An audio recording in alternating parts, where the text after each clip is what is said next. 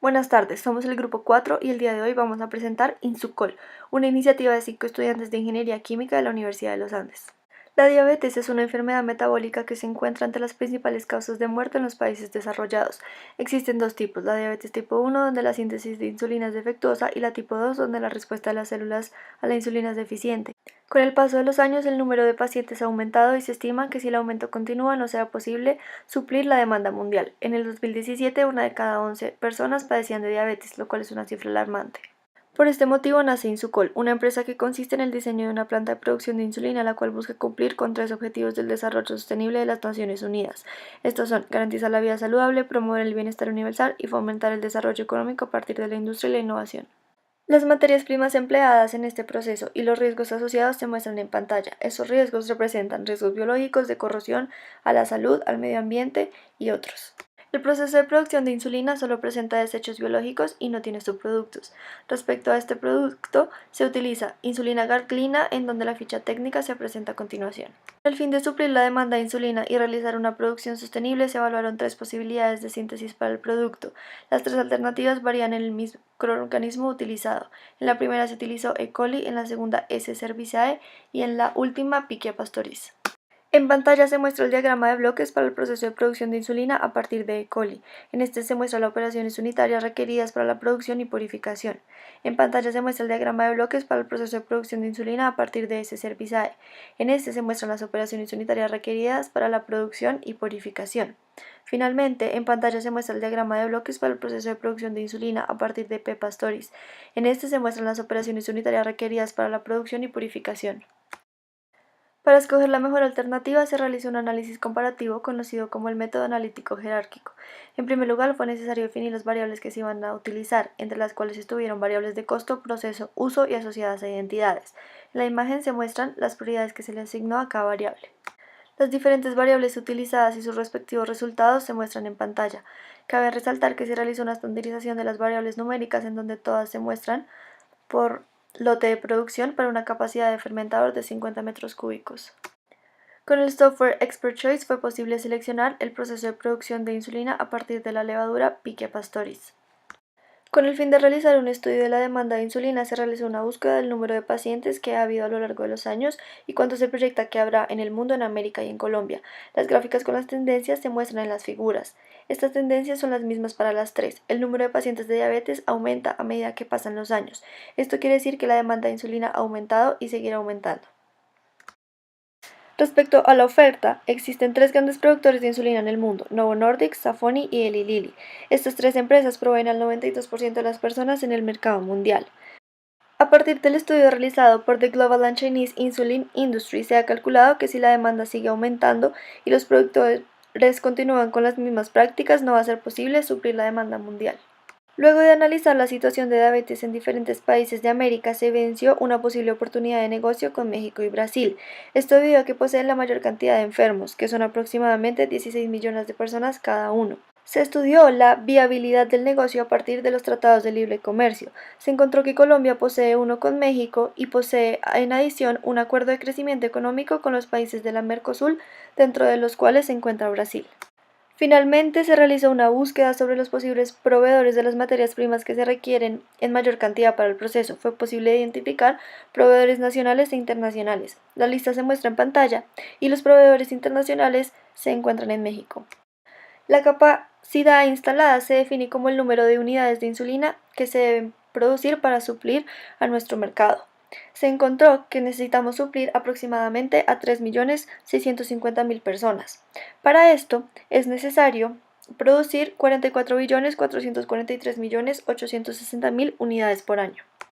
A partir de la capacidad instalada y tomando como base un reactor de 2.000 litros, se encontró que se requieren 320.28 lotes por año, por lo cual se dice que este proceso es factible.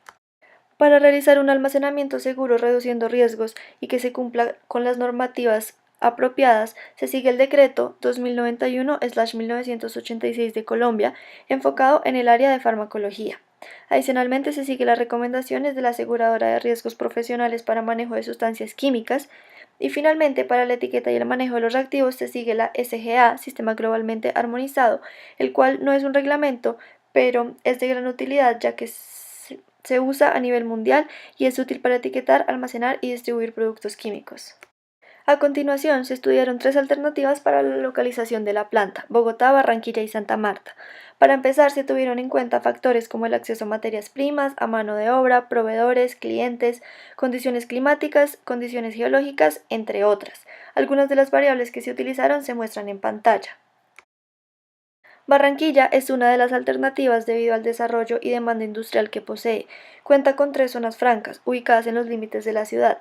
Debido al desarrollo industrial, resulta necesario localizar en una zona en donde se pueda instalar la planta sin tener que preocuparse por la contaminación de las demás industrias. Por esto, una zona franca resulta ideal para este aspecto. Una de las ventajas existentes es la cercanía del aeropuerto y del puerto de Barranquilla, pues esto genera un ahorro de presupuesto en cuestión de transporte y distribución. Asimismo, las materias primas provenientes de México pueden llegar al puerto sin ningún inconveniente.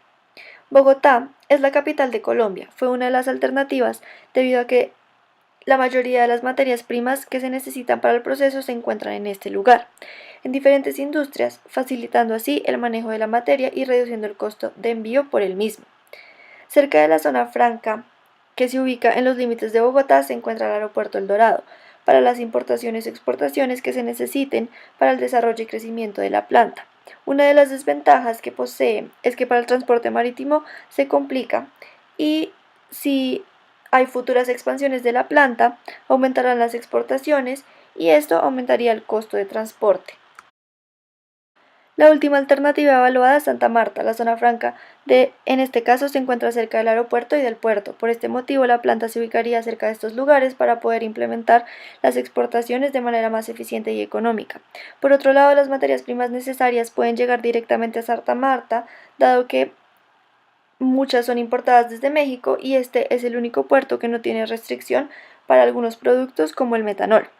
Por esta razón, no habría que incurrir en costos de transporte adicionales, teniendo como ventaja también que es una zona lejos de huracanes. De acuerdo con todas las variables de selección y el análisis de decisión, se escogió Barranquilla como localización para el diseño y construcción de la planta, teniendo como ventaja el transporte de materias primas provenientes del extranjero y la facilidad que tiene con respecto a los medios de transporte marítimos, aéreos y terrestres en la zona. Además, hay una reducción de costos de envío hacia Brasil y México a comparación de Santa Marta y Bogotá. Adicionalmente, dicha ubicación facilita la compra y transporte de tecnología y equipos de acuerdo a las necesidades de la planta, ya que todos los equipos deben ser comprados en el exterior. La adquisición y el transporte se realizaría por barco o avión de acuerdo al tamaño del equipo necesario. Adicionalmente, se sabe que Barranquilla tiene capital humano de buena calidad que es capaz de realizar el trabajo necesario para operar la planta de forma adecuada. Otra de las ventajas es que la actividad sísmica en el lugar es muy débil, por lo que la percepción del movimiento en el lugar es baja o casi nula. Esto representa un beneficio para el diseño y construcción de la planta, ya que no habría necesidad de tomar estos aspectos en cuenta. Asimismo, la zona de Barranquilla no sufre por temporadas de huracanes o algún evento meteorológico que pueda generar daños graves en la instalación. Por otro lado, la empresa Procaps, una de las farmacéuticas más grandes en todo el país, está ubicado en esta zona, posibilitando así que se puedan compartir los servicios y algunos sistemas de transporte, de distribución y hasta proveedores de materias primas, ya que es una industria farmacéutica que también debe cumplir con la misma normatividad y las reglas que rige el país.